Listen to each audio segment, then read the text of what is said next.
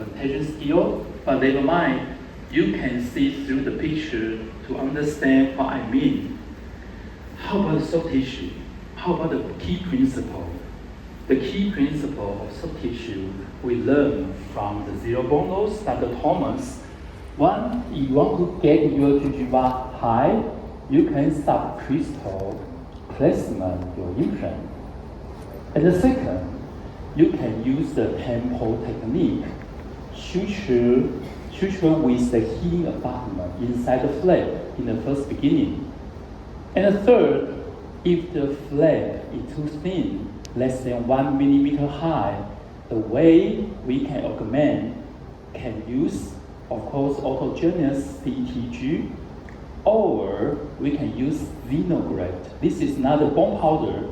The xenograft is another kind of soft tissue augmentation material. Okay, so we have soft tissue and hard tissue principle work in our place. So how about the conclusions? Here's the conclusion. It's quite simple. We need to establish at least 3 millimeter gingiva thickness for soft tissue and at least 2 millimeter bone thickness around the implants. This is all conducted by lots of the journal, lots of the speaker, lots of the university. So this is the sense. We are all on the same page. This is the reason we need to do because the journal says so. We need to gain the gingiva thickness over 3 millimeters so you can see the before. The before the gingiva thickness is maybe 1.5 millimeter. After we use the tempo technique, now we have at least 4 millimeter gingiva thickness. Just place the healing abutment, suture into the flap. Then we can get the gingiva thickness. It's quite simple, right? We do not add anything, just healing abutment, suture together with the flap. How about the bone? We would like the bone, buccal side or lingual side, medial side, distal side, have over 2 millimeter thickness. What is the purpose for these two key points? Soft tissue and hard tissue. Because if we combine these two, for hard tissue and soft tissue, we will get our emergence profile correctly and so with our restoration correctly. So we can support the papilla, we can support the health gingiva to protect our implant. So this is how we conduct these two easy kinds of the key principle of soft tissue and hard tissue fall. This is the posterior piece. How about it work in anterior implant? Here is the anterior implant. If we have enough bone, if we have enough soft tissue, it still work in anterior. So if we have lose the teeth, for example, this patient tooth to 1, and we can put the implant in, and we can have enough soft tissue augmentation, and then we can have enough bone thickness. Okay, so this is the common sense for us. So let's proceed to how do we deal with the anterior or posterior implant side. This is, after all, this is the update of the implants. So the first one is open book. It is mainly used in immediate implant. And the second is bone core. It's mainly used in delay implant. And the third one, allow me to skip today's because of the time limit, so I can just focus on number 1 and number 2. And number 3, bone burger, is another topic, so I will focus on 1 and 2. So let's start from the 1, immediate implant with the open book. In these sections, when we talk about open book, it's really open book. Just like the action, we open the book, we open the flap with very simple single vertical incisions. Like the picture show, you can see we have just one incision line here, and here only. So the flap is elevated. When we put the implant in, and you can see the bone adhesions, maybe the penetration at the apical site. And then we close back. Before we close back, we can put certain kinds of augmentation material, not only in jumping gap, but also in the buccal side of the buccal plate. Okay, this is the first concept of the open book. I will describe detail later. The open book is for the immediate implant. For the immediate implant, we already know the journal says it failed to preserve any bone. So the immediate implant itself cannot help to serve any kinds of the buccal plate. So if the dentist forget the principle from the journal, and it will get this result, and this result is horrible. Do you see that? This central incisor is placed immediate implant in Taipei, near our clinic in last year. So we have so many information these days. Internet, we can join lots of the workshop, we can join lots of the wonderful lecture, but still have the dentist forget the principle. So this is the result. And this result is horrible and the patient cannot tolerate. And this is free of peritonitis. So any kinds of the bone augmentation will fail because this is no inflammation at all. This is lack of bone, lack of gingiva. If you want to add anything on the buccal side of the restoration, it's still resolved, it's still recessions. So the only way to treat this kind of condition is to eject the implant and do it again. So this is why we pay lots of attention to immediate implant, because this is a rule, it failed to preserve any bone. We need to do something. So the buccal gingiva stability of the central incisor was deep linked with these three parameters: thick biotype, buccal plate configuration, and maybe, I say maybe, it's not so quite important. Some dentists provide one abutment one time. It's okay, but it's not the gold standard. And other dentists doing better. They have the critical factors affecting success and at least 7 parameters. And these 7 parameters will be assembled certain kinds of criteria. For the green one is indicate low risk, and the yellow one indicate moderate risk, and the red one is high risk, which indicate if you check the patient's condition, you want to proceed immediate implant in anterior region, and you find out it's in green area, it means it's okay for the dentist to perform immediate implant. If your finding is the risk assessment is moderate risk, it means it may be dangerous or skill sensitive for you.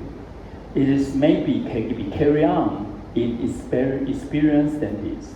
But if the risk factor is high risk, it suggests to have the stage approach, or you need to proceed certain kinds of the treatment. So now we know the critical factor affecting success in immediate implant. We want to eliminate. So the way we eliminate risk is to perform the open book. This is not the only way. We will have further update of the open book technique. Now is the initial introduction of this skill. They have 4 steps.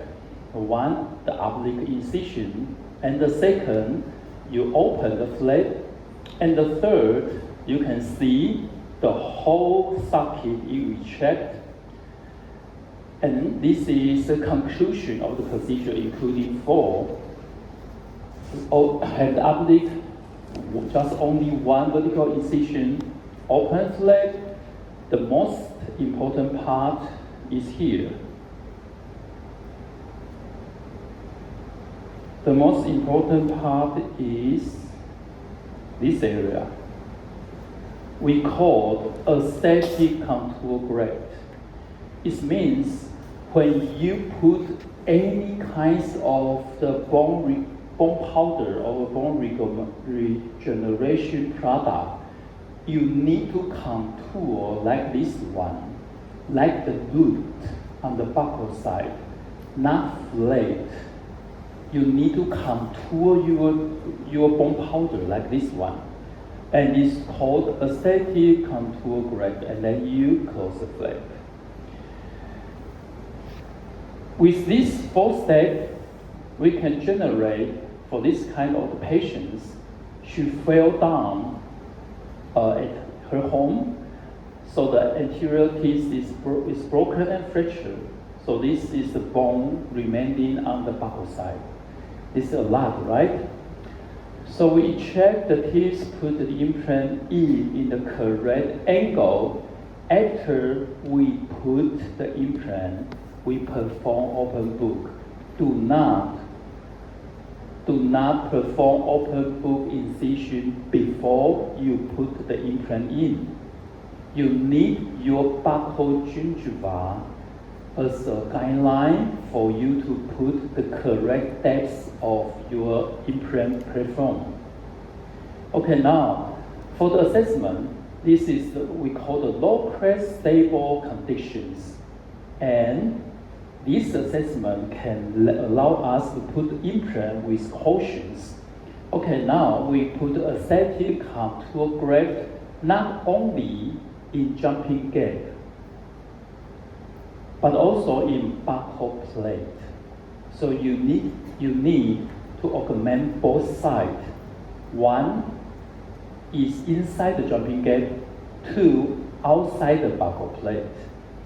So wait for the healing, and we put the custom healing abutment with contact, and then we finish the restorations for these 1-2 implants. So this is before and this is after. You can see the buccal side is bulky with bone, so bone will support the gingiva. If you have enough bone to support the gingiva, and then the gingiva volume is not so critical. If you do not have enough bone, you need a lot of gingiva to maintain the contour of the anatomy. Let's see another patient. According to the open book, this assessment is low risk to moderate risk. And we still can see the buccal plate, right? But it's thin. Every dentist will face this situation in your clinic because the buccal plate is so thin in every country, especially in Taiwan. The lady in Taiwan, the buccal plate is super thin. And maybe the men will thicker than the ladies.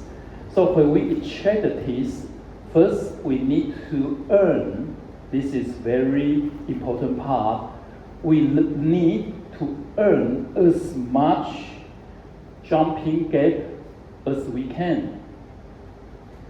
At least 2 millimeters, at least, from the journal. If you can earn 3 millimeters, will be better. The more jumping gap you can get, the more stability of the buccal plate you can have. But you need to augment here. You cannot leave just this space in jumping gap. You need to fill in certain kinds of the bone powder. Some dentists like to use the xenograft, like BIOS. Some dentists like to fill in with allograft. Some dentists like to fill in autogenous bone. Anything will do, but be careful. You need to pack in tight, not too loose. and then augment outside with the rest of the bone powder, and then we finish the we so-called the open book, and this is the suture wait for healing. You can notice that we have a lot of material augment outside the buccal plate. And this is around 2 weeks follow-up. You can see the buccal side, the gingiva healed, and the bones still remain. And after about 3 months to 4 months later, it's time to get the restoration back. Okay, we do the restoration in tooth to 2, and now the buccal side, or we call the cervical side of the implant, is bulky. It's round and smooth. It means the gingiva level compared to before is more growth toward the coronal side than before. You can see on this picture. So this is the way we perform the open book to enhance the bone and soft tissue as well. And how about this one? This is a man, not a lady. And the tooth is fractured, and buccal plate still have the bone. And we can see on the occlusal, the separate teeth now is just leave about half of the volume, and we check and we keep as much jumping gap as we can, and we perform the jumping, and we perform the open book surgery like this one. This is we call the open book. And the assessment of this crest is so-called the high crest, which is very rare. But the jumping gap is big, over 3 millimeters. It's great, but it's too big. So the way we deal with big jumping gap, because when we feel a lot of the bone material around the implant, we were afraid of the contamination of saliva, right? Because this is open system, because the flap cannot really close, because this is just one oblique vertical incision. So the flap will not close primary closure. It still remain touched to the healing abutment and healing abutment only. It means if we pack a lot of the bone powder inside the jumping gap and outside the buccal plate, and we flap just close to the healing abutment, but the healing abutment has a limitation. The size of the healing abutment is not enough. Maybe the biggest one is 5 millimeters. For example, in my system, I use the Dentsply Sirona Ultra. This is 5 millimeter healing abutment, which is the biggest healing abutment I can use. So it's too small. So this is big jumping gap. It's good, but still cause the issue. So when I open the flap, finish my augmentation, what do? I scan quickly to produce custom healing abutment. Seal all the space right away. So I seal all the space from the buccal side mesial and distal. And this healing abutment is conduct copy from the original root. So this is the way we treat the anterior implant. So this is the bone of these patients. So it remaining a lot of the bone. If we keep the soft tissue, if we keep the hard tissue. So let's speak another way. This lady have beautiful teeth, but in tooth 2 is already fall down. I just put left full ceramic crown back in and take the photo. So when I removed that tooth in this tooth 2 here, this one is already separate. So when I remove it,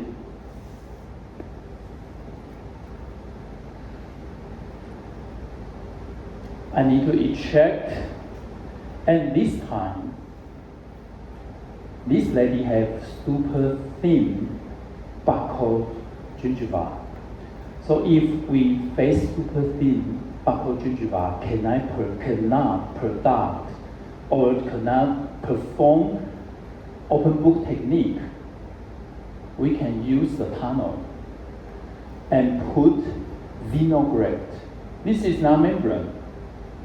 This is xenograft to regenerate, to increase the buccal soft tissue thickness. Then we put the implant. And then create enough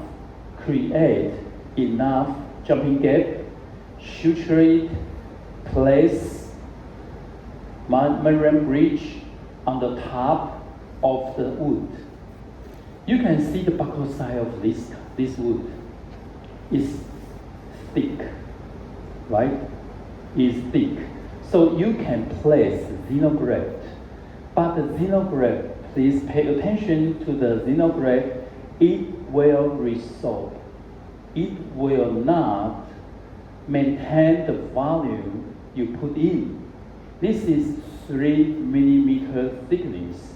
After regeneration, you will just keep half of the volume is around 1.5 millimeters. So it will left around 50% to regenerate. Other 50% will be absorbed during regenerations. So this is just after about 1 month on the left-hand side, and after 4 months, now this resorption and regeneration complete. So this is occlusal view. You can see this big change, right? Okay, so we do the restoration, go back in this implant, and this is the final.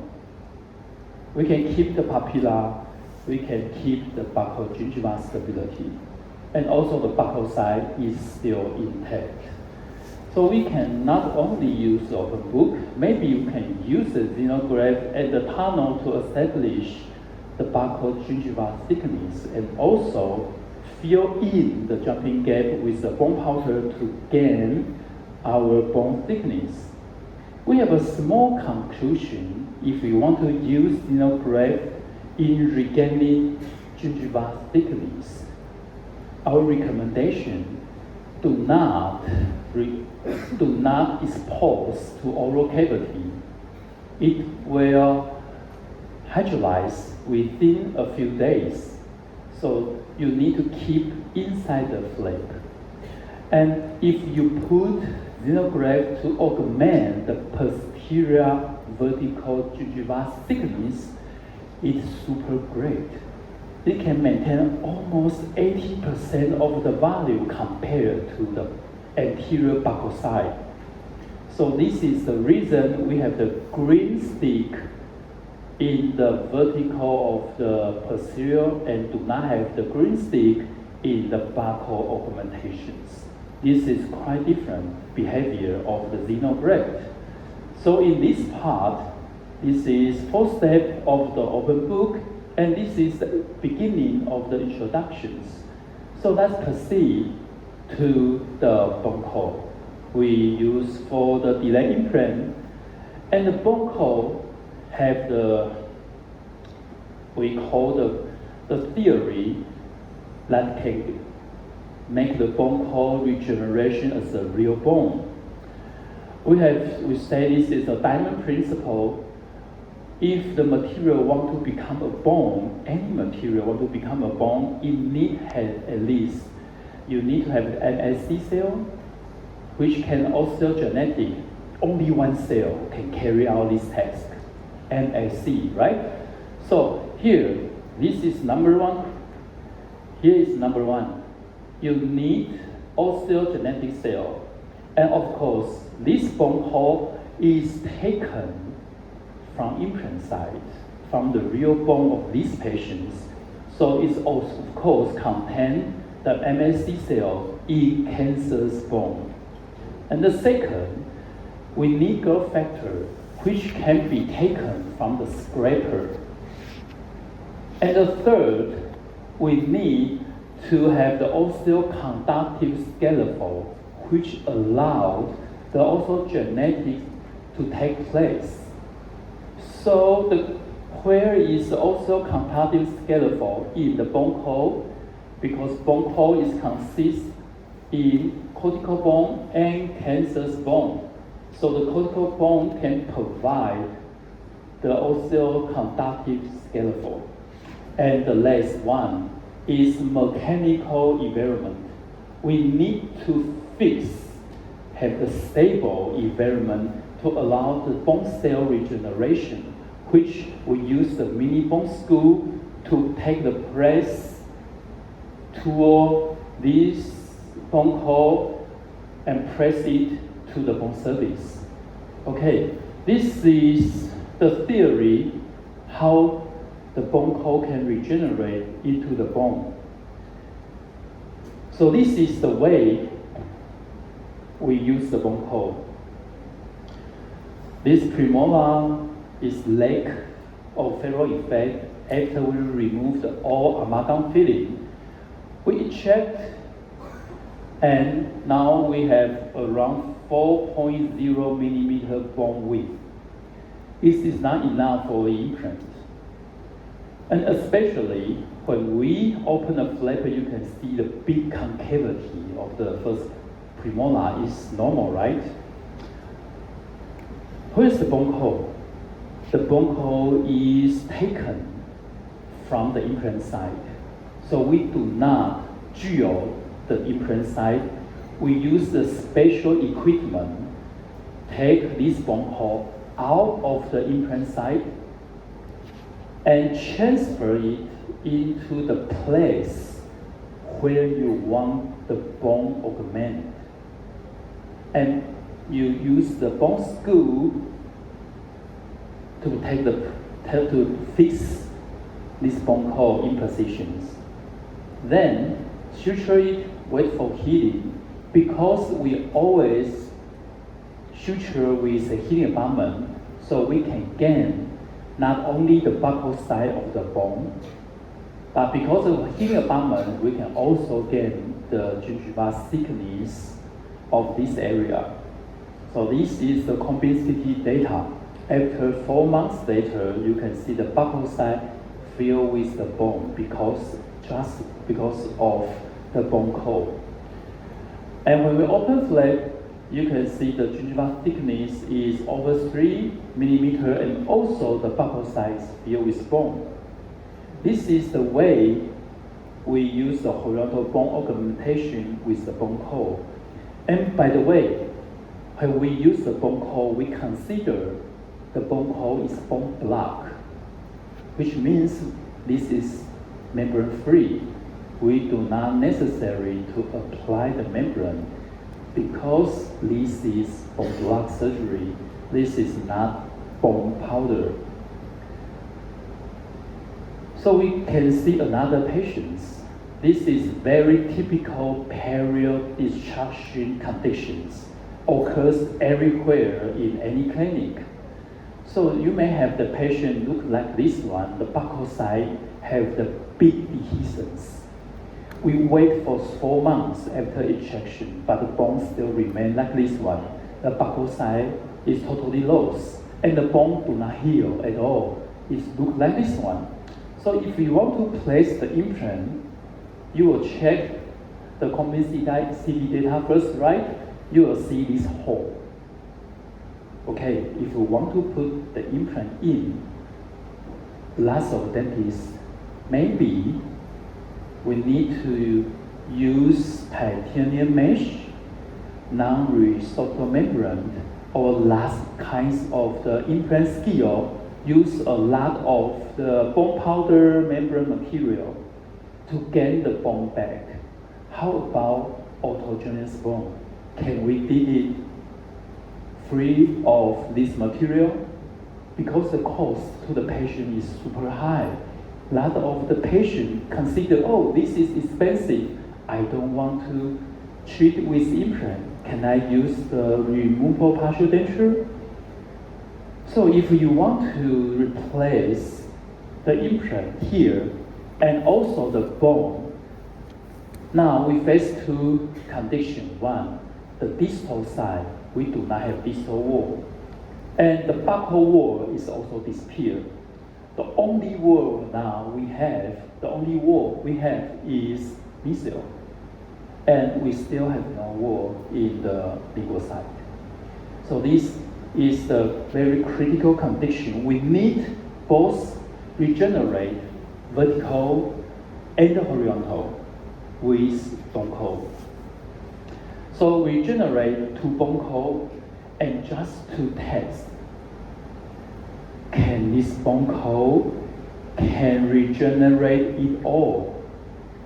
Because after all, the bone cold need to regenerate here.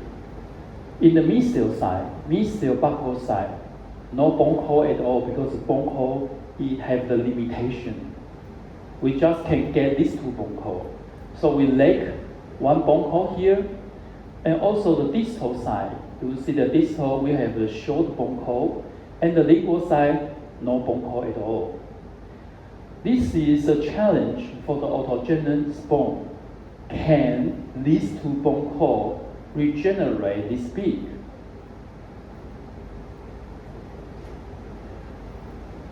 Without any membrane, without any bone powder. And then we close the flap, waiting for healing.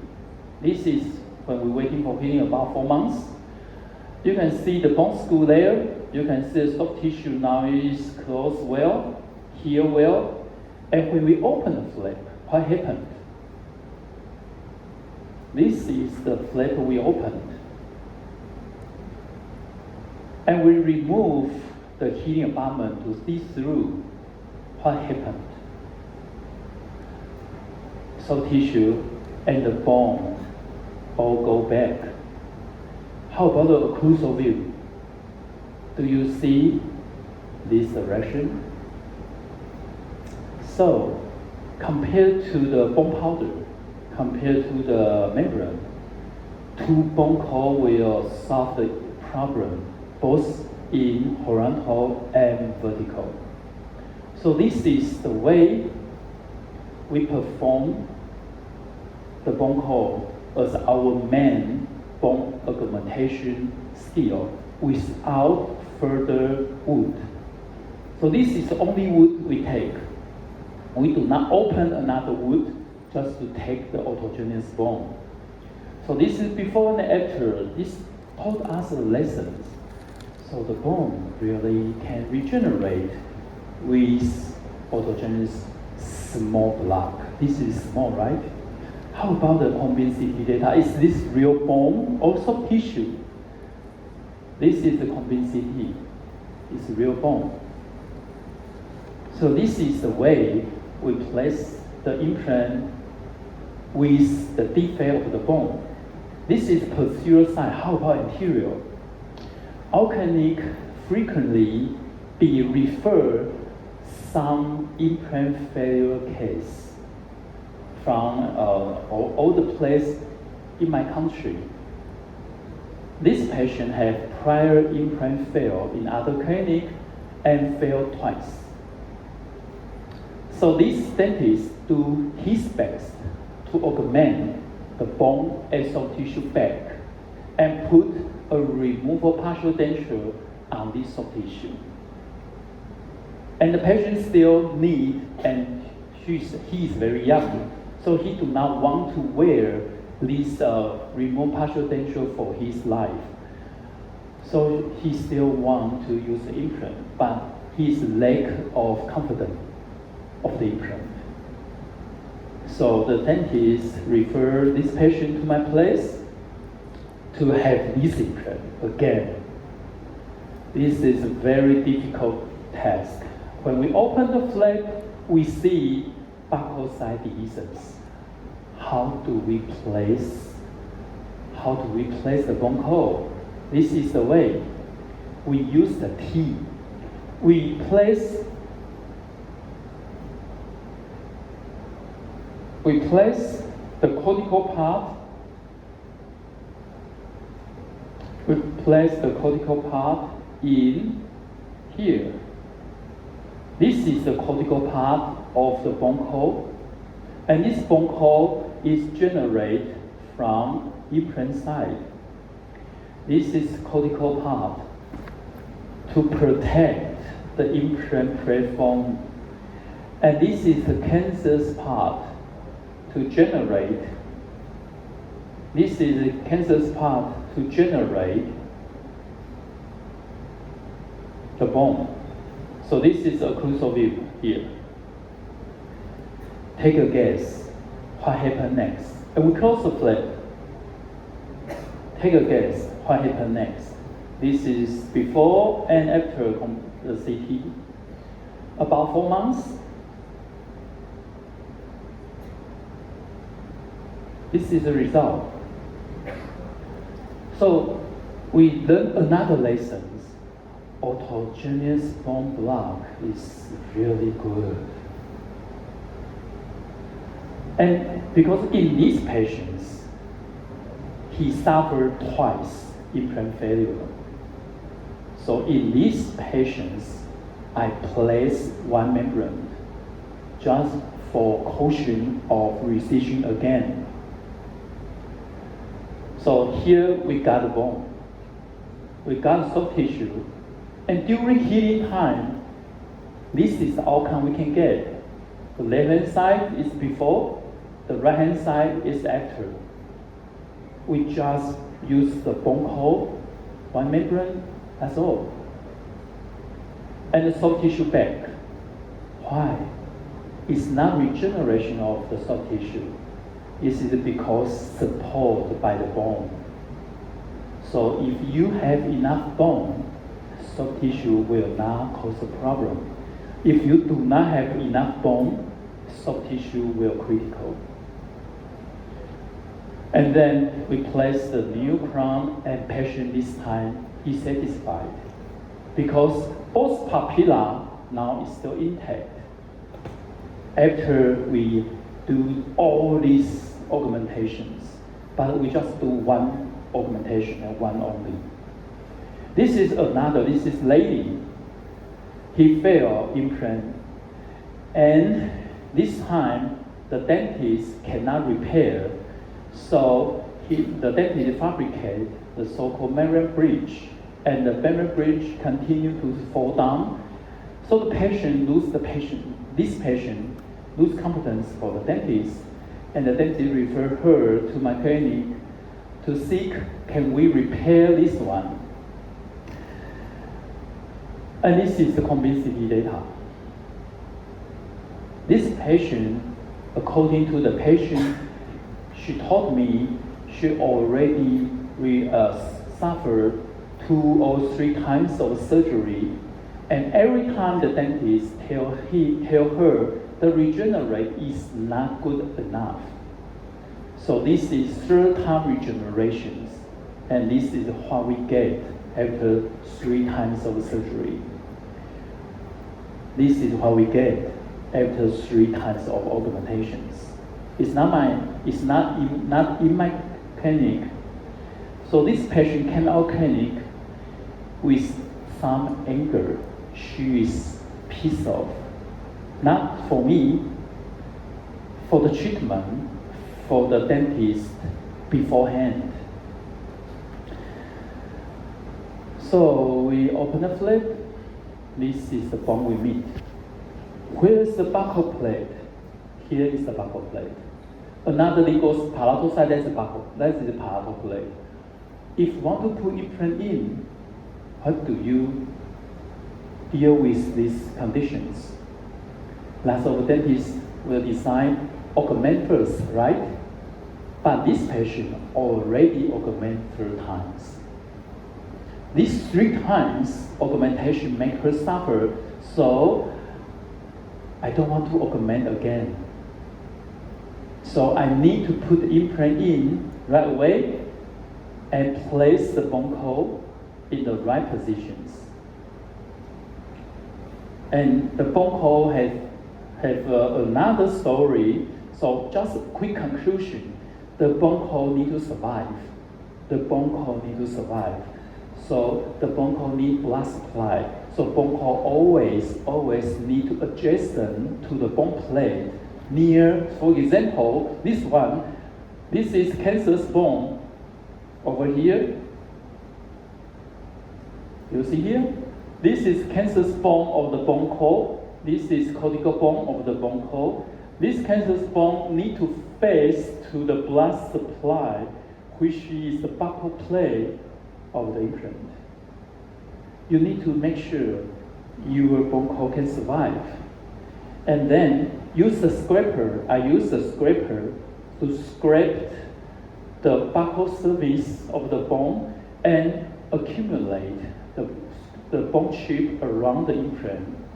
And I place this scraper and I place one membrane to make sure the bone will heal. Because we have this small bone core, small one. What happened? Take a guess. This is before, this is during healing. After about 4 months, we open the flap. This is how we see. Finally, hard tissue go back. So the bone core is critical.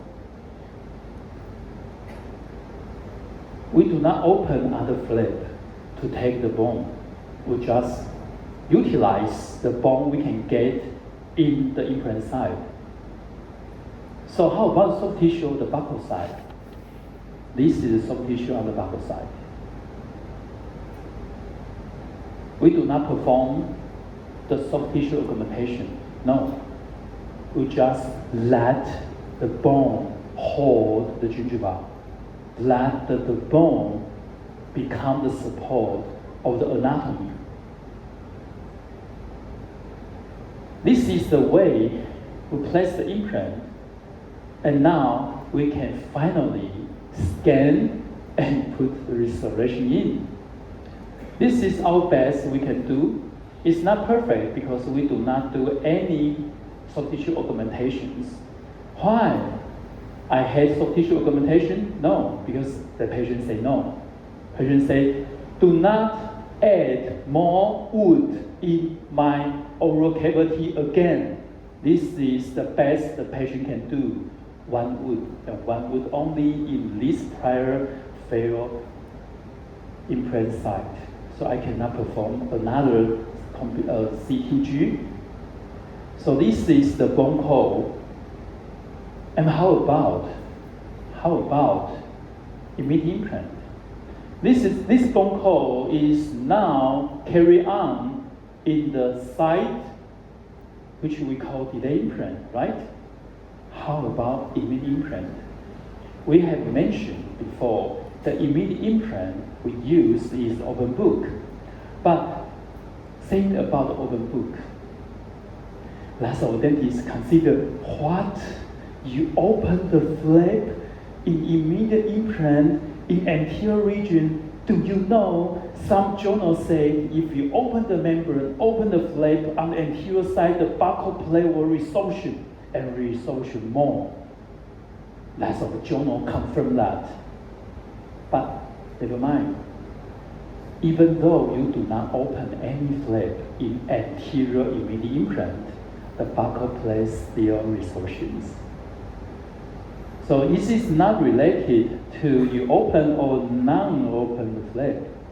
It's resolved anyway, no matter what you do. So we just open for keep the bone, not open for resolve the bone because we use the aesthetic contour graft, right? But if some dentists or us consider the open flap is a flap, can we perform non-flap surgery in immediate implant and still hold the buccal plate as well? Is there this way can fulfill our desire? this patient came to our clinic. Do you see the temp have a line? In our place, we have lots of argument. That is not to our clinic. Lots of the patients in Taipei argue with their own dentist, treat her before or treat him before, with the shape, with the color in anterior. And this patient is angry because the prior dentist do these two restoration for her and say this is the best she can get. And the patient say, why? My tooth, this is short, this is long. What happened? And the dentist said, no, this is the best you can get. This is 10. So the patient is unsatisfied, and the dentist is angry and want to remove this 10. Suddenly, the dentist, according to the patients, she said, when the dentist want to remove this 10, use the crown remover. She heard a crack sound, and the dentist shocked, according to the patients. So she said, my root fracture because of you. It's not me, it's another dentist. So dentist say, okay, I guarantee I do not fracture your teeth. So according to patient, this line generate from the dentist because he used the high speed, want to cut out this hemp, remove to check. And the patient is so angry and say, I want to leave your clinic. I want to go other place. So this line remain on her temp. And the story is this root really fractured? And the answer is yes, really fractured. So I eject this tension incisor, and the other one, for recall, the other one, do you see these two is uneven gingival level, right? This is punctic. We have the root here. And the patient say, hey, Dr. Tsao, please, let me have symmetric anterior teeth. And by the way, if you want to retract my teeth, I want to implant. I want to implant in front of my central incisor because she mentioned about maybe my tooth will fail, my tooth will separate because of I use this one cantilever with this punctic, so my tooth fractured. So I will not want my implant cantilever again. Please give me these two implants.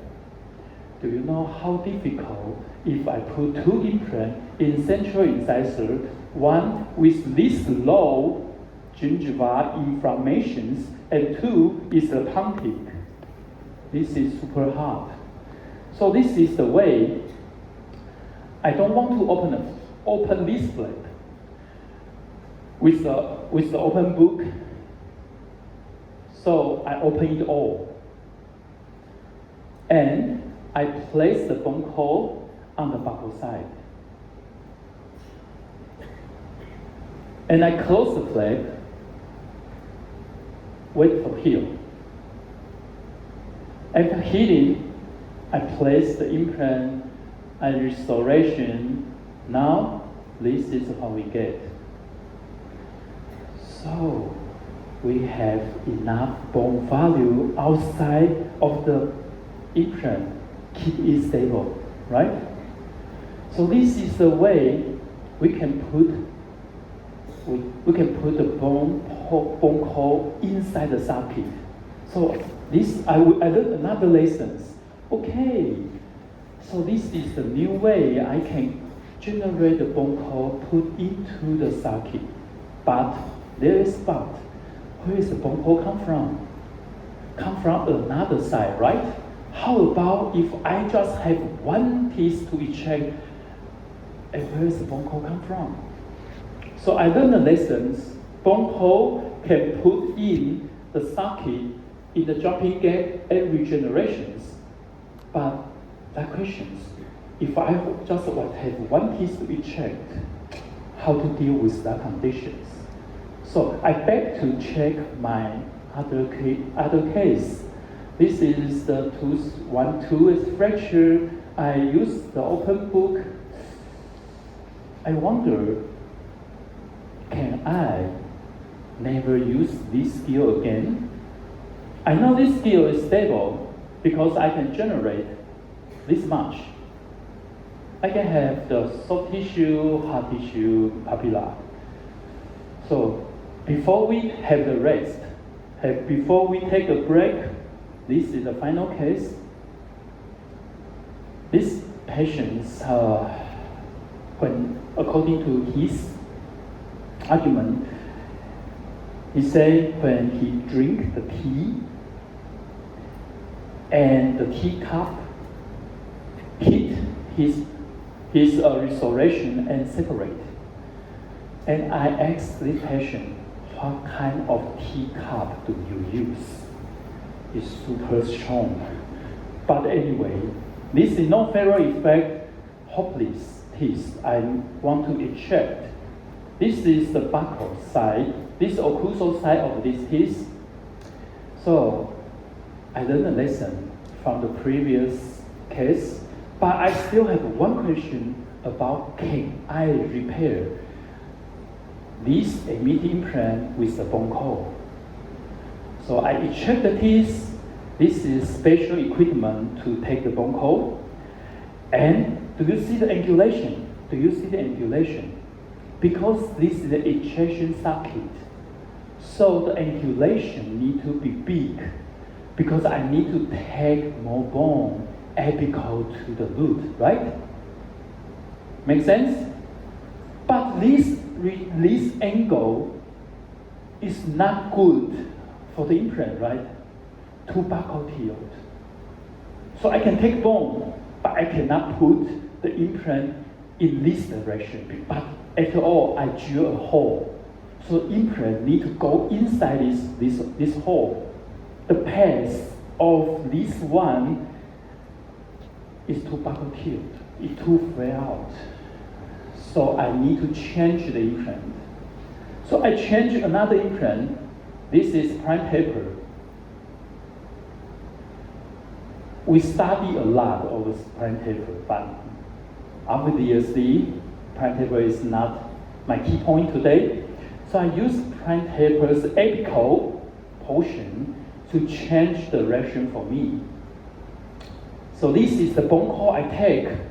This is the bone core I take from the ejection socket, and this is the implant I place in the same hole that the bone core take away. So I change the directions. I create lots of the jumping gap. Okay, if we have enough jumping gap, but I can put the bone core, but the bone core is too small. Do you see that? Because the jumping gap I create to be almost 4 millimeters. Super great. Do you remember the key point I mentioned before? If we have big jumping gap, we need to fabricate custom kidney abutment. What if you do not have equipment? You do not have prime scan. You do not have premium. You just work with yourself. You are alone. What if that's your conditions? So I put the bone core. I do not use any powder because the reason we need to establish a big custom kidney abutment is to seal the gap. We don't want to saliva go inside to contaminate the bone powder, right? I find another way to seal without custom kidney abutment. Save your time, save your money. But if you have our device, for example, prime scan premium, you can fabricate custom heating abutment. And we use this one. We use this, it's not bone powder, it's a sponge-like, and we fit in a round heating abutment. And that's all. And wait for here. This is the heating.